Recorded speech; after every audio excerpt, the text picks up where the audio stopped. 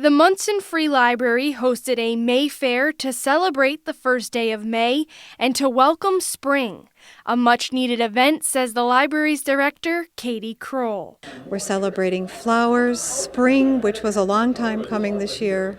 Fairies, we're building fairy houses. We're making paper flowers. Well, I think this year in particular, we waited a long time for spring to come. And I think it's great for the kids to have something about spring to celebrate. They come in and they get it to choose from a fairy wand or a rose, or for the boys, pinwheels. And we have different crafts for different age groups. The kids came dressed in fairy costumes and took part in all activities to showcase the beauty of the season, hopefully leaving them inspired to get outside.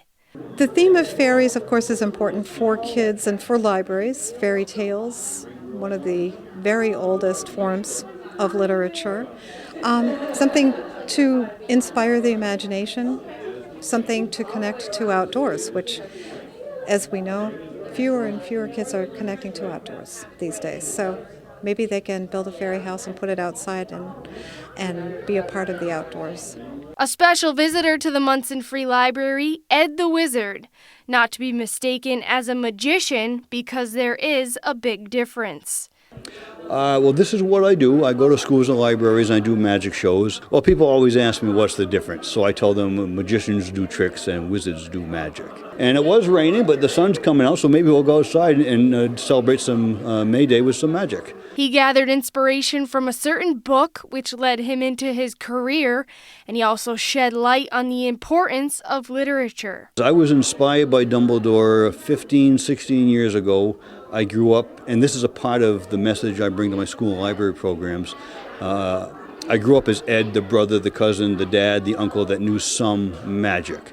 But I was inspired by the story Harry Potter, and in particular Dumbledore, the headmaster, and I wanted magic to become a full part of my life. I work with everybody. Mostly my schools are elementary, pre-K through 6, but I also work with the older students, middle and high school. I have another program called Math is Magic, which I bring to the older students.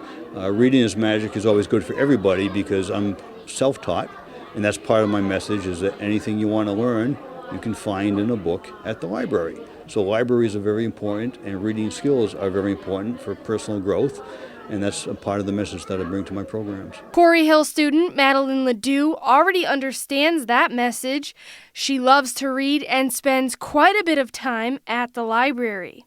I come here almost every Thursday to get new books, and I read a book. It was like a modified version of Cinderella, or Sleeping Beauty, but the fairies were the main characters, and they had way different personalities in the book that I read. And to complete the day, a house for those fairies to live in.